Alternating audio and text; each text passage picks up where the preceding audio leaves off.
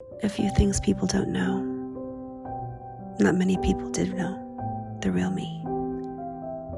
I didn't even know. Riddled with deep pain and brokenness from my toxic life. Toxic thinking, living in toxic relationships.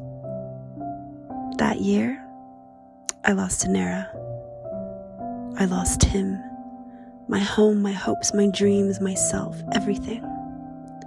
Heart shattered from all the ones I trusted, the ones I let in. Lost in the unknown, the uncertainty and panic of the pain, boxed in, left, and thrown away. Forget what I enjoyed in life, all in the name of surviving, barely making it. But now I live in the freedom of my identity, the truth like a well-watered garden that doesn't wither.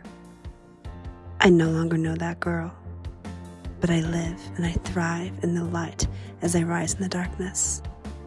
My soul raised up, rebuilt, restored on a new foundation, new truths, new vision, new wisdom, empowered in the new beginning, the new dreams.